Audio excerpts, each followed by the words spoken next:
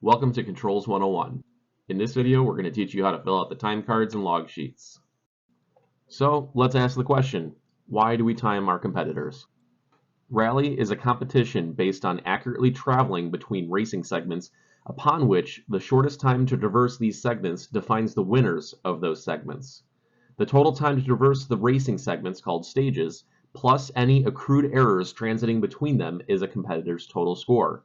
Lowest score wins. It's up to us to make sure that this timing is equitable and accurate. So what do we do to time our competitors? We staff personnel at the timing controls called TCs, start lines, finish lines, and service areas, manned with timing devices to determine the time competitors pass these points. So a competitor arrives at a time control at the beginning of a stage, and we capture that arrival time. Then a competitor moves to the start line where we agree on what time they get to leave again, to the minute, and see to it that they leave on that assigned minute. Then, as the competitor flies past the finish line, we time that moment to the 10th of a second using a variety of timing systems. It's just that simple, and it's what makes a rally a rally. Here's a standard time card used by competitors. You can see each of the stages on the left-hand side.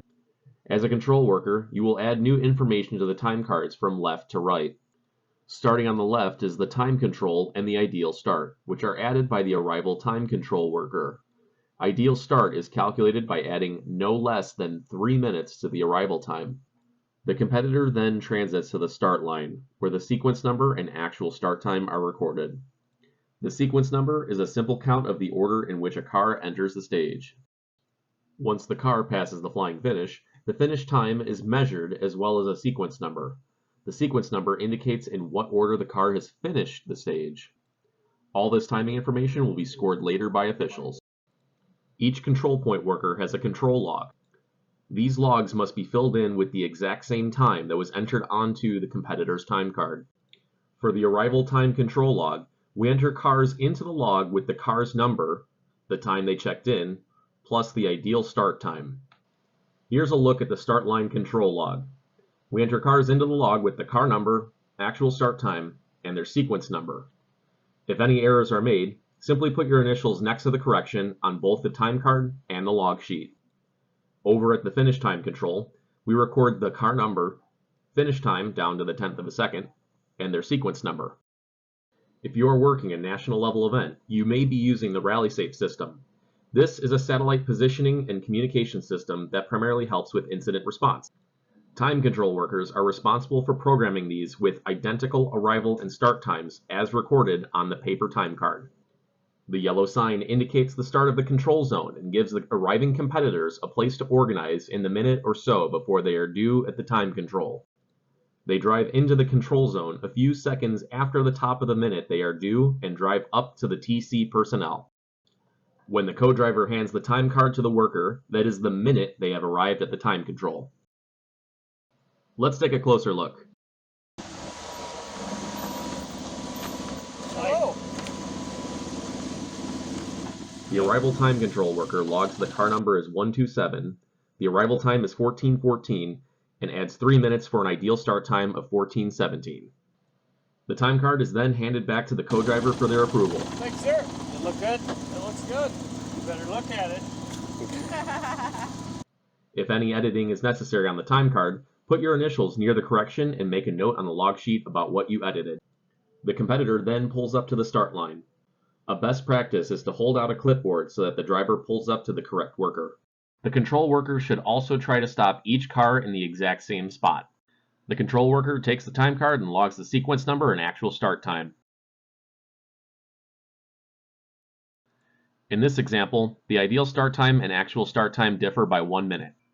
This is acceptable because the competitor traded times with another car. With that, the competitor is ready to start.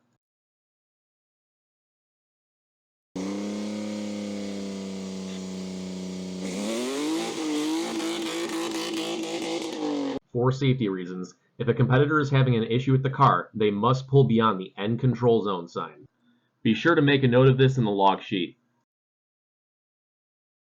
Now to the flying finish. At the actual finish line, sometimes called flying finish or FF, 2 red checkered flag signs are placed on both sides of the road.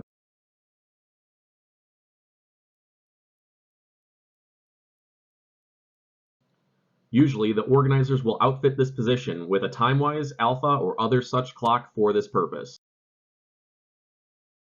Let's have a look at the Alpha clock. This is an Alpha clock. It is normally synchronized to an actual time. What you do to mark a time is you press the button, presses it and saves that particular time, press it again, press it again, press it again. It stores all the times up to 30. This switch will cycle through the times. Since we have more than 30 cars, whenever you need to clear it out, you just pull the switch down to clear it, and that clears it out. Another option your captain might outfit you with is a smartphone application that can record times down to the 10th of a second. In this example, we are using NASA Rally Sport, which is also capable of recording multiple memories. Radio contact is essential between these two positions.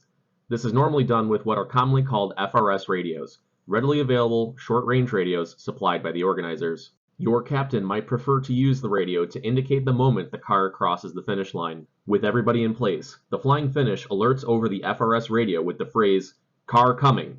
As it gets within a very short distance from the flying finish, ready, mark. The flying finish and time control workers both log the time on their sheets. To reiterate, there are many ways to capture the flying finish time, but your captain will explain how this will be handled well in advance. When a stage is hot and running, cars usually come once per minute. However, sometimes conditions are such that cars will bunch up and cross the flying finish together in rapid succession. Always be ready for this potential for multiple cars. After passing the flying finish, the competitor slows down and transits to the finish time control, where the time card will be updated with the finish time.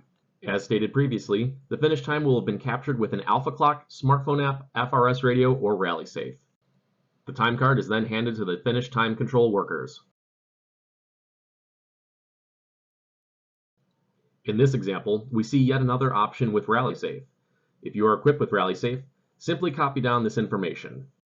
However, if RALLYSAFE fails, use the times as captured by the flying finish worker as a backup. Also make a note of it in the log sheet and let the competitor know that their time is not RALLYSAFE time. The time card is then handed back to the co-driver, who will then look it over for a few seconds before giving approval. Once all competitors are through your position, you will be visited by the safety sweep car. They will immediately take your control logs, so be sure your logs are completely filled out. Here's what RALLYSAFE looks like at arrival time control. The worker simply advances the time to the correct check-in time, punches in the car number, and then presses check-in. The car number and check-in time then appear on the right-hand side of the screen. Now let's go to the start line. The start line worker advances the clock to the next available minute. Then they type in the car number and press Issue Start. The RALLYSAFE tablet then updates the Waiting to Start column on the right, as well as wirelessly updating the car computer. Once the start time has been issued, the countdown timer appears on the car computer's screen. If you would like to practice the RALLYSAFE controls, I've included a link on this video.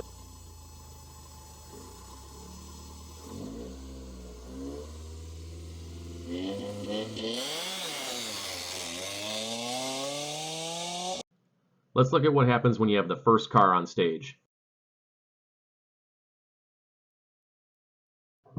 Fill in as much information as you have on the time card and log sheet. However, you may not issue a start time until you receive permission from net control. Wait for these instructions to come over the radio. Once you have permission to start cars, mark the time card and log sheet and hand it back to the co-driver.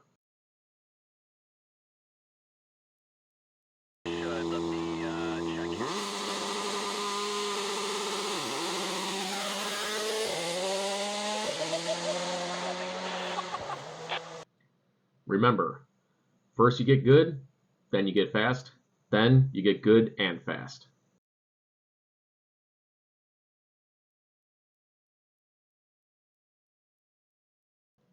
And remember, if you do have any questions about how all this works, the 000, 00, and 0 cars will help you practice before the competitor cars arrive. Sometimes there may be a safety issue with the stage. This is called a special instruction and is given to the competitors after ATC. 4.40 in your RALLYSAFE. Yep. car 287 is off-road to the left. Thanks. Triangles are displayed. Road is not blocked. All good to go. Thanks. Okay? Thank you. Thanks. Let's take this moment to look at another aspect of safety. Competitors should be equipping all their safety gear. We cannot exhaustively list every single component, but the major safety gear equipped at this time should include helmets on and chin straps clipped, the Hans device being clipped in, the racing harness buckled in at all points, and all harnesses being snugged down. Remember, unless you have permission, do not reach into cars. Have the competitors test the equipment themselves.